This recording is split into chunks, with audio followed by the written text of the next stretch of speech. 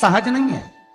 जिस नारी का रजोधर्म के अंतर्गत नारी को जो जो परेशानियां होती हैं, कोई के 8 दिन पहले, 4 दिन पहले, 3 दिन पहले कहीं ना कहीं रजोधर्म के अंतर्गत जो बीमारियां होती हैं, उसके लिए महाराज 7 चने की दाल के दाने तुलसी महारानी के सामने कटोरी में रखकर तुलसी के 3 पत्ते उसमें डालकर अपनी मनोकामना कर कर तुलसी में 3 बार जल छोड़कर वो तुलसी और वो चने की दाल ले जाएं और उसको धीरे धीरे कर कर एक एक कर कर सुबह शाम दोपहर में उसको खा लीजिए। रजोधर्म से जुड़ी हुई परेशानी समाप्त।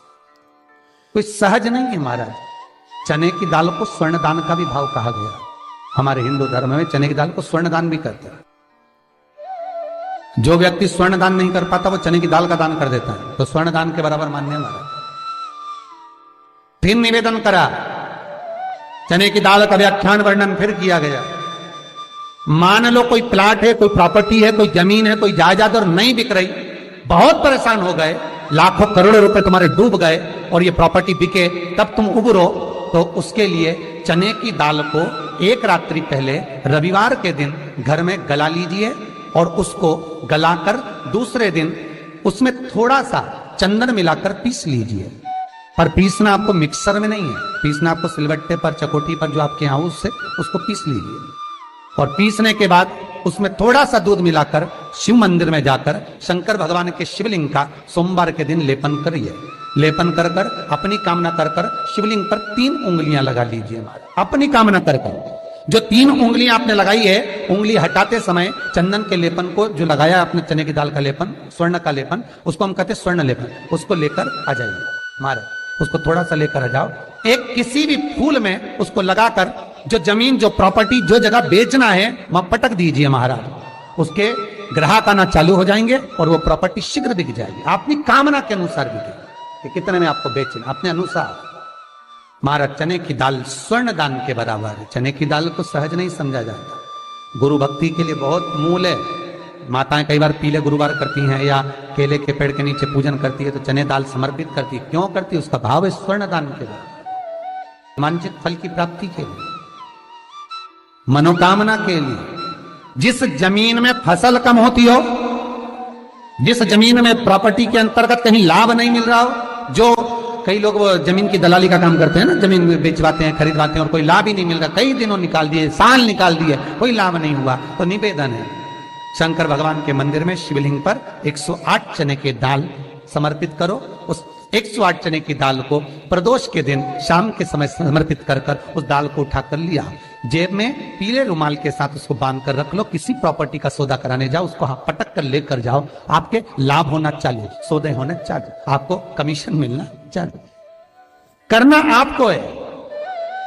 कोई भी चीज जो भगवान को समर्पित हो रही है उसमें कोई चीज में सहजता नहीं हो सकती, विषयता का भाव रहता है, उसके अंदर सुख का भाव, सुख का अनुभव रहता है। महाराज ये भी जाने तो एक और सरल भाषा में जाने, आपका बहुत तेज सिर दर्द हो रहा हो, बहुत तेज हो रहा हो और लग रहा है कि आज तो बहुत तेज सिर दर्द हो रहा है, तो ये प्रैक्टिकल तो आप तुरंत कर सकते हो ना, घर पर कभी भी कर सकते हो। बहुत सिर दर्द हो रहा है, 7 चने की दाल के दाने लेना 7, और आपके घर में ही कोई शंकर जी का शिवलिंग हो, उस पर एक एक कर कर श्री शिवाय नमस्तुभ्यम कहकर चढ़ा देना। 2 मिनट तक शंकर के शिवलिंग को देखना, बिल्कुल दोनों आंखों से, बिल्कुल देखना अच्छे से, और उस चने की दाल को उठा लाना और एक एक कर कर खाकर आधा गिलास पानी पीकर थोड़ी देर बैठ जाना। टेबलेट खाने की जरूरत नहीं पड़ेगी, यह पक्का है, सिर दर्द बंद हो जाएगा, टेबलेट से मुक्ति। विश्वास होना चाहिए। फिर निवेदन करूंगा, विश्वास का पहला शब्द है विष और दूसरा शब्द है आस। तो विष को त्याग कर आस लगाकर शिव के चरणारविंद में, भगवान के चरणों में बैठना, तो पकड़ लिया।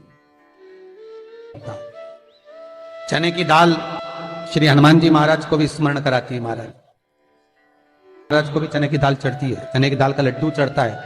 हनुमान जी महाराज और राम जी महाराज, शंकर जी, गुरुदेव बृहस्पति जी, जब आपके दिल को बहुत दुख, हृदय रोए, मन कर रहा है कि आज सबने धोखा दे दिया, बहुत तकलीफ दे दी, दिल टूट गया, मन टूट गया, बहुत हताश हो गए, बहुत परेशान हो गए और आज मन रो रहा है, कुछ मत करो, एक काम करो, बस केवल एक काम, आंवला हो, बड़ हो, पीपल हो, कोई भी एक वृक्ष के नीचे बैठकर एक पत्थर रखकर सामने छोटा सा उस पर जल चढ़ाकर एक घी का दिया सामने लगा दो और थोड़ी देर बैठकर भगवान शंकर का स्मरण कर लो। थोड़ी देर आपको जितना आपको गम मिला है, दुख मिला है, तकलीफ मिली है, थोड़ी देर मात्र 5-7 मिनट भी बहुत है। आप घर आओगे ना तो आपको खुशी का स्मरण होगा, वो दुख चला जाएगा, समाप्त। मन में जो दुख है वो थोड़ा कम होता है। हृदय चित्त में परमात्मा शिव सुख प्रदान करे। अकाल मृत्यु वो मरे जो काम करे चंडाल का, काल उसका क्या बिगाड़े जो भक्त हो महाकाल का। शिव का स्मरण करा तो आनंद की अनुभूति, सुख का, तीर्थों का स्मरण करा है महाराज। नित्य स्मरण भाव में भगवत चर्चा का। कई लोग कहते हैं मंदिर जाते हैं हमारा काम नहीं होता, हम बहुत समय से अगरबत्ती लगा रहे हैं हमारा काम नहीं हुआ, हम दिया लगाते हैं हमारा काम नहीं हुआ, हमने उपास करा हमारा काम नहीं हुआ, हमने चतुर्थी करी, पंचमी करी, हमारा काम नहीं हुआ। हमारा निवेदन है उसका दरबार मत छोड़, कभी तो सुनेगा, कभी तो सुनेगा। तेरे मंदिर में आना मेरा काम है और मेरी बिगड़ी बनाना तेरा काम, सुनेगा। जाओ, पहुंचो, निवेदन करो। भगवान की केवल दृष्टि ही पड़ गई तो अपनी तो सृष्टि यूं ही समझ ली। किसी गुरु के दरवाजे पर जाकर कुछ पूछना नहीं अपने को, गुरु की केवल दृष्टि पड़ गई ना, हो गया काम।